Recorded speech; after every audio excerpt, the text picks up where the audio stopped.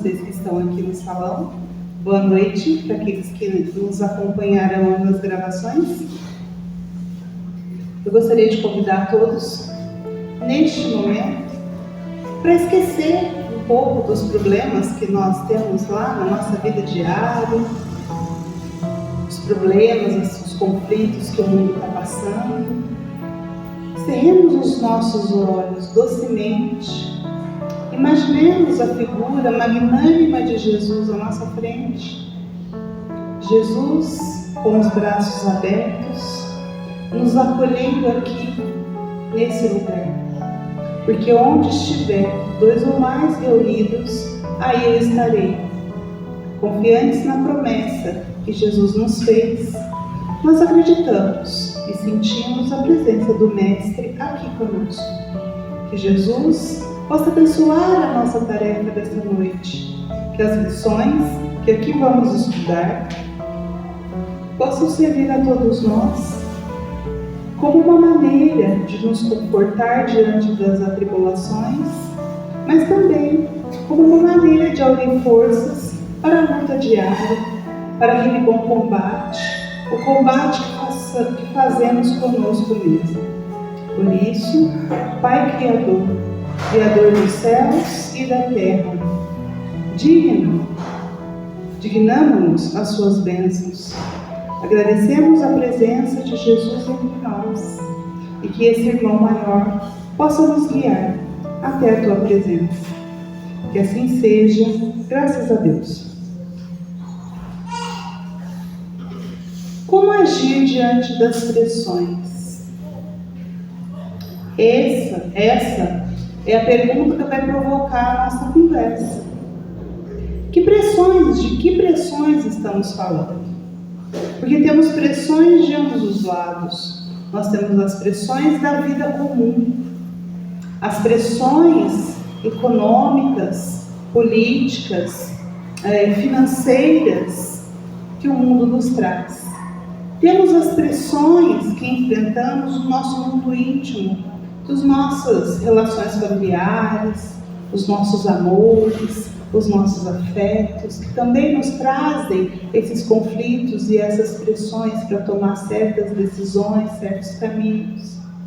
Mas também temos as pressões espirituais, daqueles nossos companheiros, seja para o bem ou para o mal, que estão conosco, que podem influenciar o rumo que damos à nossa vida.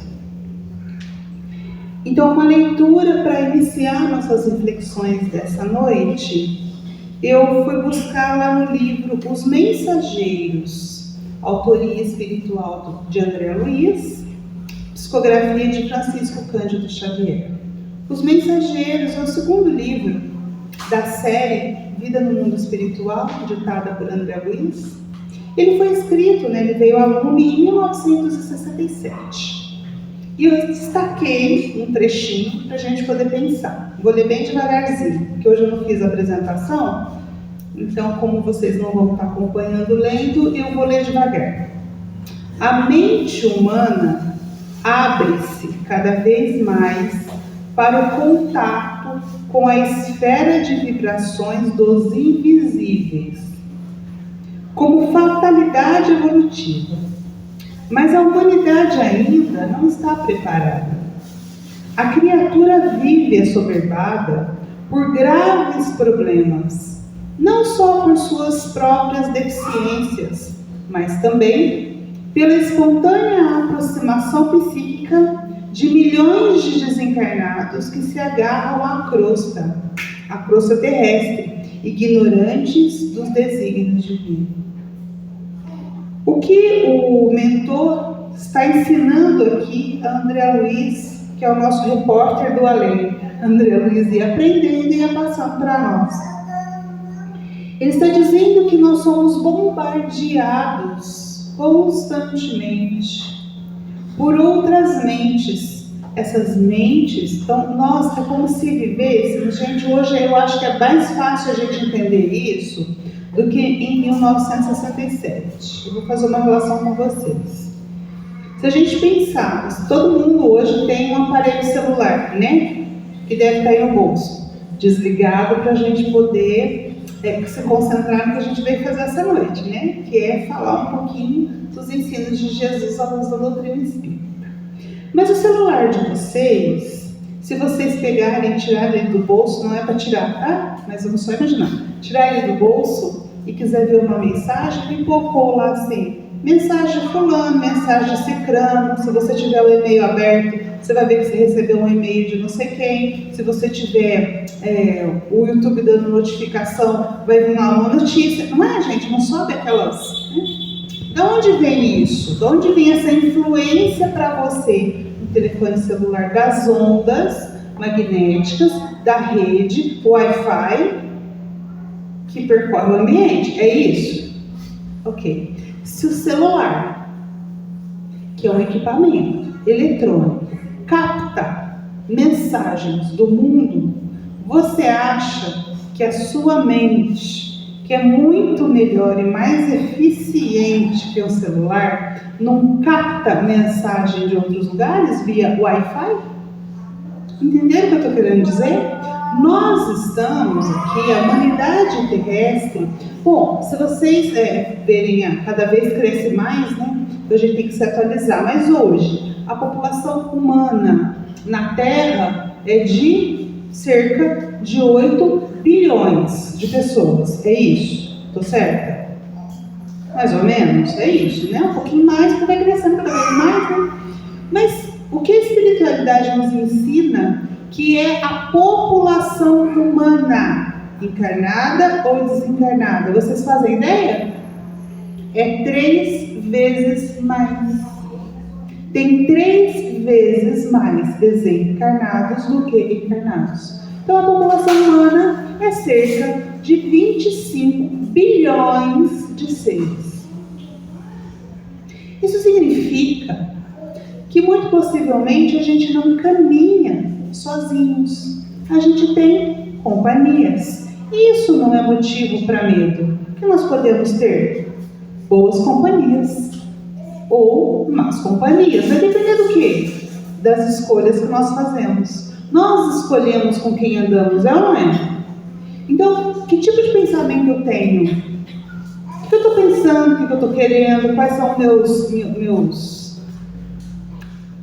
minhas prioridades na vida, vou chamar assim. Então, o que o Aulus aqui está ensinando a André Luiz é o seguinte: o homem, ele anda pela vida assoberbado por muitos problemas, mas também por influência espiritual. E é aí que nós chegamos no tópico de hoje. Então nós temos as influências visíveis, que nós vemos, mas nós temos as influências invisíveis. E como eu me protejo daquilo que eu não vejo? Boa pergunta, não? A resposta quem dá? Ele, Jesus Cristo. Jesus vai dar uma receita. Vocês querem ou não precisa? Já sabe. Quer, né? Receita de Jesus. Vigia e ora. Então Jesus, lá no Evangelho de Mateus, capítulo 26, disse assim: vigiai e orai, para que não entreis em tentação. O espírito está pronto, mas a carne é fraca. Então essa receita de Jesus é: se você quer se manter protegido, no sentido de fazer valer o que realmente você pensa e você quer, e não ser influenciado por outros, você precisa de vigilância constante. E isso não é só com os desencarnados. Se você passa o dia vendo notícias no YouTube de uma certa coisa, vamos supor que o seu interesse é culinária, o que o YouTube vai te mandar? O que ele vai recomendar para você? Culinária. Se eu passar buscando vídeos de política, o que ele vai mandar para mim? De política, assim por diante, isso é o algoritmo. Então, se eu vibro na raiva, no ódio, na vingança, o que vai ser trazido para perto de mim? Aqueles que querem vingança, que vibram no ódio. Se eu já sou alguém que estou buscando ser mais paciente, conciliador. Quem vai se aproximar de mim? Aqueles que vão me ajudar a ter força para ser mais paciente, conciliador. Então a vigilância do teu pensamento, do teu sentimento é importante para atrair para junto de você aquilo que o mundo tem de bom para nos oferecer. Entenderam? Vamos ver em que contexto que Jesus falou isso para ver se a gente se identifica. Quando que Jesus falou isso? Vigiai e orai para que não entreis em tentação. Jesus tinha acabado de sair daquele episódio da Santa Ceia. Ele já tinha ciência de que ele seria entregue para os soldados romanos. Ele já sabia o que ia acontecer. Então o que ele faz? Ele chama os seus fiéis escudeiros. Vocês lembram quem eram os fiéis? Sempre quando Jesus ia fazer uma missão importante, ele chamava 3. Os 3 mosqueteiros. Quem era? Vocês lembram? Pedro, João e Tiago. Eram os 3. E aí, ele diz assim: Pedro, João, Tiago, sigam-me. E foram então para o Getsêmani. E lá no Getsêmani, Jesus então resolve orar, porque ele ia orar e pedir a Deus, ao Pai Criador, que o livrasse daquilo, porque ele já estava sentindo as angústias. Porque não pensem vocês que Jesus não sentiu angústia quando ele visualizou o que aconteceria com ele. Por quê? Olha o que ele fala, gente, o Espírito está pronto. Então o Espírito de Jesus estava pronto, mas a carne é fraca, ele estava encarnado. E naquele momento, é claro que ele sentiu uma certa ansiedade em relação àquilo que ia acontecer. Então o que ele faz? Ele ajoelha-se, eu vou voltar depois um pouquinho, mas só para vocês saberem da cena, né? Ele ajoelha-se, começa a orar, transpira sangue e diz: Pai, afasta de mim esse cálice. E continua. Como diz meu amigo André, que desceu, né? Estava falando isso agora. Se a náusea parar em oração, afasta de mim esse cálice. Mas como era Jesus, não era nós, ele diz assim: afasta de mim esse cálice, mas que seja feita a tua vontade e não a minha. E qual foi a vontade de Deus? A vontade de Deus, para o próprio bem da mensagem que Jesus traria, é que de fato ele fosse entregue e crucificado. Porque foi através da cruz, do martírio de Jesus, que a mensagem se propagou. Então Deus tinha planos maiores e melhores do que o próprio Jesus naquele momento. Bem, então era isso que ia acontecer. Vocês calculam como é que estava o sentimento de Jesus naquele momento, gente? Vocês conseguem entrar no pensamento, no sentimento dele? Angustiado, vocês concordam? Ele devia estar assim. Então, quando a gente está angustiado, a gente faz o quê? A gente procura os amigos. Então, ele tinha ali os amigos dele, Pedro, Tiago e João. Então o que ele faz? Ele convida os 3 a vigiar com ele e orar com ele. Então Jesus, quando faz esse convite, se ajoelha e começa a orar. Só que a oração de Jesus demorou muito.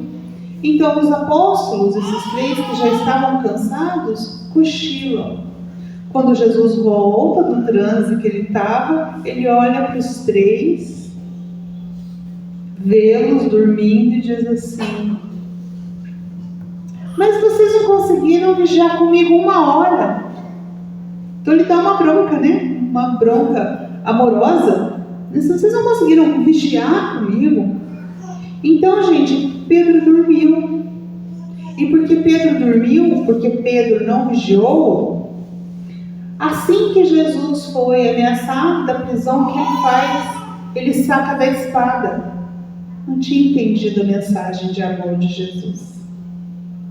E mais, porque Pedro dormiu pela segunda vez, porque foi isso, ele dormiu uma vez, Jesus veio e fala para ele: não conseguiu vigiar comigo 1 hora? Aí Jesus volta, vai orar de novo, a hora que ele volta, tá os 3 dormindo de novo. Aí Jesus desiste, igual criança, ele desiste, né? Não fala mais nada. Então os apóstolos, que representam nós, né, não conseguiram vigiar, porque demorou muito a oração de Jesus. Veja se não é assim. A gente é resiliente até a primeira hora, depois a gente desiste. Não é assim, muitas vezes, né? Então, porque Pedro dormiu outra vez, ele negou o mestre por 3 vezes e vai carregar essa culpa, até que o mestre, quando aparece a eles em perispírito e convive com eles durante 40 dias, o livra dessa culpa. E isso é uma história com uma outra fala, que eu não vou contar hoje. Mas é isso. Então, Pedro não vigiou. Vou focar só em Pedro, tá? Que fica mais fácil. Pedro não vigiou. E porque ele não vigiou, ele caiu na tentação. Na tentação de usar a espada para proteger o seu mestre, coisa que Jesus sempre disse que a espada, se com a espada ferisse, ele seria ferido com a espada. Pedro, inclusive, usa a espada e chega a ferir a orelha de um soldado. E depois ele disse que não negaria o mestre, que iria, se preciso fosse, com o mestre até a morte. E ele não tem essa coragem. E aqui nós não estamos julgando Pedro, nós só estamos constatando que a falta de vigilância faz com que a gente faça coisas que a gente não quer fazer. Pedro não queria negar Jesus. Vocês têm dúvida disso? Mas negou. Pedro não queria ir contra o amor, a não vingança de que Jesus pregou. Mas mesmo assim ele usou a espada. Então qual é o convite dessa passagem para nós? Para que a gente, com a receita de Jesus, diante das pressões, Pedro foi pressionado, diante das pressões, vigia e ora. Por que é vigia e ora e não ora e vigia? Porque eu já ouvi gente falar orai e vigiai, já ouviram? Nessa ordem? Não foi nessa ordem que Jesus falou. O que está registrado é vigiai e orai. Eu vou ler de novo, ó. Vigiai e orai, para que não entreis em tentação. Então, primeiro é a vigilância dos pensamentos e dos sentimentos. Depois que você tem esse autoconhecimento do que você sente e do que você pensa, então você ora para se conectar à espiritualidade que, em nome de Jesus, vai fortalecer as suas decisões. Entenderam a ordem? Porque muitas vezes, se eu só oro e não vigio, eu vou pedir coisas que não estão no meu coração. A gente vai pedir para ser livrado de coisas. Eu quero me livrar de tal situação, mas o meu coração ainda está preso naquela situação.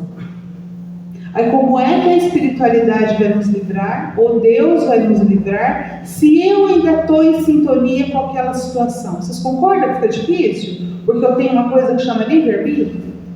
Então primeiro vigia, muda. Primeiro detecta o que você está sentindo, o que você está pensando, e é nessa ordem. Primeiro a gente sente, depois a gente pensa, viu, gente? Ou seja, e aí depois a gente fala. Então, a boca fala do que o coração está cheio. Por quê? Porque a gente sente, aí a gente pensa, e aí a gente transforma numa ação. Então, se eu vigiar pensamento e sentimento, ou né? Porque muitas vezes o sentimento eu não controlo, mas eu consigo controlar o pensamento. Então, eu senti, já sei racionalmente que eu não deveria sentir aquilo, então o que eu faço? Eu combato o pensamento, já é o primeiro passo, até você transformar o sentimento. Então isso vai acontecer só quando nós estivermos na vigilância. Não é na vigilância do vizinho, não é na vigilância do marido, concorda? Não é na vigilância do filho, não, é na vigilância do quê? Do meu sentimento e do meu pensamento, e na ordem ao contrário, do meu pensamento e do meu sentimento. Então, no mundo em que a gente vive, quais são as pressões que a gente enfrenta do visível e do invisível? Então, quando eu falo visível, são as pressões da matéria, as pressões do mundo. Quando eu falo como o estrutural, os do invisível, são as pressões do mundo não encarnado. A gente chama muitas vezes de mundo espiritual, eu não gosto de usar essa fala, porque para mim o espírito é imaterial, então eu não gosto de mundo espiritual, eu gosto de usar mundo astral, porque esses amigos, esses irmãos que estão fora da carne, eles ainda têm um corpo perispiritual, então eles não são espíritos puros. Então eles estão vivendo aonde? No mundo astral, da matéria mais sutil, ou quintessencial. Então o que o mundo apresenta para nós? Nós temos notícias de filhos que matam pais, pais que agredem filhos, traficantes que viciam até crianças. Se o mundo em que vocês vivem não tiver essas coisas, vocês me perdoem, mas eu enxergo isso no mundo, por isso que eu estou dizendo, mas talvez vocês não enxergam. Assaltantes que matam, muitas vezes sem motivo, porque uma coisa é roubar, outra coisa é quando a pessoa entrega tudo, você ainda mata por prazer. Homens, bombas, guerras sem sentido, promiscuidade em todos os campos, promiscuidade financeira, promiscuidade política, promiscuidade sexual, legalização do aborto. Então está vendo quantas coisas o mundo nos apresenta que nos convida a que a gente se posicione? Quando eu falo a gente se posicione, não no sentido de sair em militância, talvez, mas não é esse o convite, é o que eu penso sobre isso. Essa é a pressão que o mundo me traz, mas aquilo que eu estou aprendendo, do que Jesus disse para mim, como que eu me posiciono em relação a isso? Como é que eu vejo, um filho que matou um pai e não entro na vibração de julgamento dele, porque quem sou eu para julgar? Para julgar só aquele que pode tudo, só Deus. Então o que eu devo fazer? Eu devo orar por ele, vigiar o meu sentimento de revolta, pedir a Deus que tenha piedade dos dois, da vítima e do carrasco, porque eu não sei da história. Vocês concordam? Muitas vezes a gente vê uma história e elege um vilão sem saber da missa, como diriam, nem a metade. Concordam? Então abstenham-se do julgamento, vigia o sentimento. Diante das situações que a gente vê na mídia, ore, peça a Jesus, te ajude a ter um esclarecimento e que cuide de ambas as partes. Isso é vigiar. Tá certo? Nós somos seres em evolução, assim nos ensina a nossa doutrina espírita. Então, se somos seres em evolução, não estamos prontos, não é verdade? Vamos ter as nossas virtudes em cultivo e vamos ter os nossos vícios tentando abafar as nossas virtudes. Esses somos nós. Então eu gosto de fazer uma metáfora batida, mas eu gosto de lembrá-la sempre, que é de um jardim. Então imagina que nós estamos cuidando de um jardim. Pode ser uma horta, se alguém quiser também. Mas aí quando você planta, as suas espécies que você quer que floresça, muitas vezes, mesmo que você já compre, que já tenha as flores, a hora que você muda ela de lugar, ela sente, não é assim? Então, ou seja, você precisa de ter paciência até que ela se adapte àquele lugar, você cuida dela, aduba a terra, água, até que com o tempo ela floresça do jeito que você imaginou. É assim que funciona. Quem já cuidou de uma horta, de um jardim, sabe que é assim. Mas aí de vez em quando você olha lá e você está cuidando todo dia do teu jardim e de vez em quando aparecem algumas ervas daninhas, o mato. O que você faz? Antes que o mato fique grande demais, você vai lá e tira ele. Então, se você tem uma constante vigilância no seu jardim, a erva daninha não prospera, porque todo dia você vai lá e tira. Agora, vamos supor que você passa um tempo. Acontece uma coisa. Eu, por exemplo, lá no jardim da frente da minha casa, eu estou com um problema com o mato, porque eu passei o ano de 2025 cuidando das minhas ervas daninhas internas. E o jardim ficou esquecido. Então hoje está difícil, porque o mato está desse tamanho, como é que eu arranco a raiz? Então quando a gente gente deixa que os nossos vícios vão ganhando vulto, é mais difícil extirpar, é mais fácil a gente ter a vigilância constante, cuidar para que ele não sufoque as suas flores. Então, o bom jardineiro sabe disso, que as flores são virtudes e que precisam ser cultivadas e cuidadas todos os dias, e que os vícios são como as ervas daninhas, que precisam ser combatidos todos os dias. Fiquem com essa ideia quando vocês lembrarem que vocês são um jardim de Deus, e o que se quer é que você vigie para você identificar a erva daninha assim que ela aparecer. Tá certo? Combinado? Lá no livro Fonte Viva, o que Emmanuel nos diz? As tentações nascem conosco, assomam de nós, alimentam-se quando não combatemos dedicadamente o mal. Então, quem me leva a praticar o mal não é o meu vizinho, meu marido, meu pai, minha mãe, minha criação. Não é o espírito obsessor. As nossas más tendências nascem conosco. Nós somos herdeiros de nós mesmos. Então, o que nos cabe? Vigiar dedicadamente para que esse mal não prospere. É o que a gente chama do bom combate. O bom combate é quando a gente se vigia o tempo todo. Lá no Evangelho segundo o Espiritismo, os Espíritos, através da Ende Kardec, vai nos dizer assim, reforçando essa ideia: a causa do mal está em nós próprios. Os espíritos ignorantes apenas aproveitam nossas tendências viciosas. É difícil a gente ouvir isso, porque até pouco tempo atrás, na casa espírita, nós achávamos, as pessoas chegavam com certos problemas e diziam: eu acho que eu tenho um obsessor, porque está acontecendo isso, como se a culpa fosse do espírito que a acompanha. Hoje, modernamente, a gente sabe que o espírito, caso ele haja, porque às vezes, gente, o problema não tem espírito nenhum, viu? É você mesmo, né? Mas, caso tenha um amigo que está aí com você, tão necessitado quanto você, é porque ele se sentiu bem do seu lado.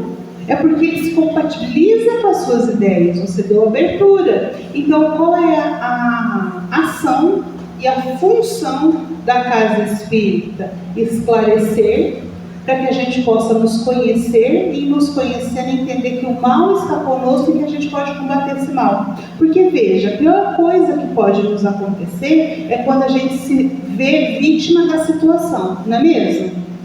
Porque a vítima não pode fazer nada, vocês concordam? Se eu sou vítima, o invisível está me assediando, eu não tenho controle, eu não posso fazer nada. Agora, se eu me coloco na posição de aprendiz da vida e que ele não tem poder sobre mim se eu não o permito, o que eu faço? Eu mudo a minha sintonia e saio da sintonia dele. Eu sei que hoje a gente não usa muito o rádio, mas eu gosto dessa ideia do rádio, né? Se eu vou ouvir uma rádio, se você está ouvindo uma rádio e só toca sertanejo, e eu não gosto de sertanejo, eu vou ficar ouvindo sertanejo o dia inteiro, o que eu faço? A rádio toca, o papel dela, esse é o espírito obsessor, o papel dele querer te influenciar. O que eu faço? Eu vou lá e mudo a sintonia, mudo a faixa. Aí eu coloco na faixa lá de pop, de rock, por exemplo, vamos supor que eu goste. Então, a gente tem que lembrar que está nas nossas mãos mudar a frequência. Se a gente se entende como artífices do próprio destino, a gente sai dessa ideia de que o destino está feito, eu nasci para ser assim, existe um karma, então eu estou pagando. Não. Você não é vítima, muito pelo contrário, você está aqui para ser feliz e você é aprendiz da vida. O sofrimento vem pelas escolhas, muitas vezes equivocadas, que nós fazemos. Se fizemos escolhas equivocadas no passado, não temos como voltar no passado e mudar isso. Vocês concordam? Não temos. Mas nós temos como, a partir de hoje, escrever uma nova história. Nós podemos plantar hoje as sementes das flores. Se semeamos espinhos, se semeamos, sementes de plantas espinhosas, e hoje a vida, a minha estrada de espinhos, não é porque tem espinho que eu vou continuar plantando espinho. O que a doutrina nos traz? Eu posso desde agora semear semente de flores, porque no futuro os espinheiros vão morrer e vão sobrar só as flores que eu plantei. Essas são as amizades, os afetos que a gente traz para dentro de nós, as boas ações, as virtudes cultivadas.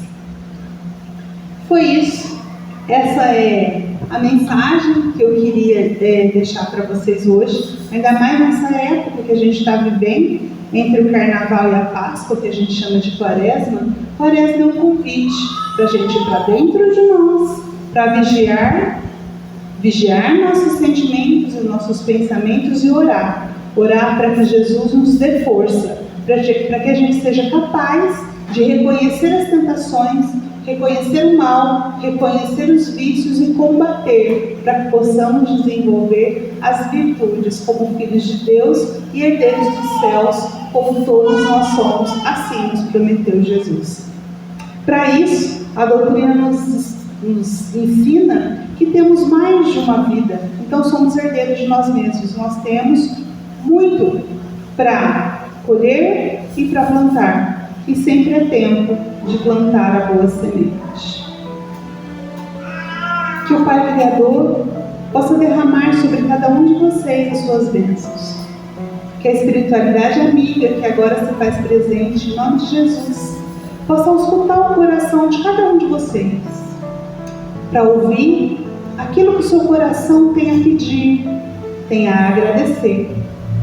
Que os seus pedidos possam ser alcançados, que a paz, a saúde, possa se fazer entre vocês, no seu coração. E essa paz que vocês desenvolverem em vocês mesmos, que possa ser espargida por todo o seu ambiente, que você possa levar essa luz para o seu lar, para aqueles que convivem com você, essa paz possa se fazer no seu lar. E quem sabe, Jesus, ouvir a nossa prece, que essa paz possa se fazer nesse nosso querido planeta Terra, que ainda passa por tribulações, mas que essa paz, um dia, que nasce no meu coração, possa se fazer presente em toda a terra. Que assim seja. Graças a Deus.